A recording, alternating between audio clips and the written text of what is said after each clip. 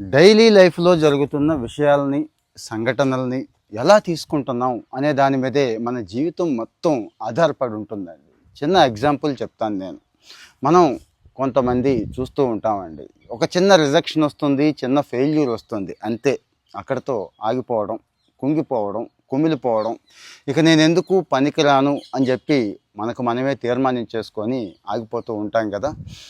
నా విషయమే చెప్తానండి. చదువైన కొత్తలో చాలా పోటీ పడాల్సి వచ్చింది ఉద్యోగం కోసం. ముందు అసలు ఫిజికల్ టెస్టే పాస్ అవ్వలేదు. తర్వాత ఫిజికల్ టెస్ట్ పాస్ అయ్యాం కానీ రిటర్న్ టెస్ట్ పాస్ అవ్వలేదు. ఈ రెండు పాస్ అయ్యాం కానీ తర్వాత ఇంటర్వ్యూ పోయింది. కానీ నాతో పాటు ఉన్నవాళ్ళు చక్కగా సెలెక్ట్ అయిపోయి ఆ ఉద్యోగం అయితే చేస్తున్నారు. ఈ రోజుకి ఫ్రెండ్స్గా ఉన్నారు. యాక్చువల్గా ఆ రోజుతో నేను ఆగిపోయి ఉండాల్సింది. కానీ నాకేమనిపించిందంటే ఈ ఏరియాలో మెరుగుపరుచుకోవాలి అనిపించింది. మెరుగుపరుచుకున్నాం. అదొక అలవాటు అయిపోయింది. ఎక్కడైతే ఫెయిల్ వస్తుందో అక్కడ ఆ ఫెయిల్యూర్ని నేర్చుకుంటున్నాము. మెరుగుపరుచుకొని ముందుకు వెళ్ళిపోతే తర్వాత ఇక ఇబ్బంది ఏమీ ఉండదు కదండి. నేనైతే రిజెక్షన్ని అలాగే తీసుకున్నాను. రిజెక్షన్ మీన్స్, నేనైతే ఎగ్జామ్ గురించి చెప్తున్నాను. ఈరోజు ఒక కంపెనీ తీసుకుంటుంది. సపోజు త్వరలో వెయిట్ చేయండి, మెయిల్ పెడతామంటారు. లేదు, మిమ్మల్ని తీసుకోవట్లేదంటే అంతే సంగతి. చుట్టూ ఉన్న నలుగురికి వచ్చేసినాయి కదా, నాకు రాలేదు కదా అని చెప్పి కుసించిపోతూ ఉంటారు. చుట్టూ ఉన్న నలుగురికి వచ్చినాయి, నాతో పాటు పోటీ పడిన వాళ్ళకి కూడా వచ్చినాయి. కానీ వచ్చింది కదా అని చెప్పి వాళ్ళు అక్కడే ఆగిపోయారు.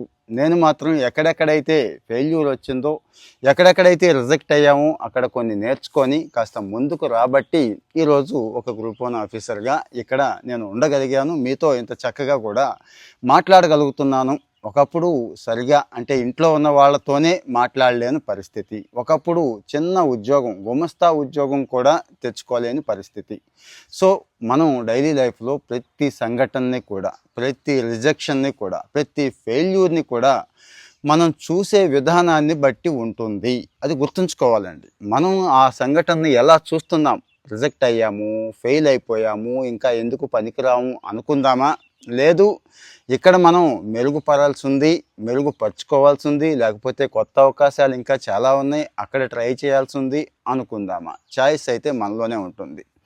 విషయం ఏంటంటే ఈరోజు చాలామంది పిల్లలు ఏదైనా అంటే క్యాంపస్ ప్లేస్మెంట్ రాకపోయినా, ఎవడైనా ఇస్తానన్న ఉద్యోగం ఇవ్వకపోయినా, ఇంకో చోట చిన్న రిజెక్షన్ వస్తే తట్టుకోలేకపోతున్నారు కదా.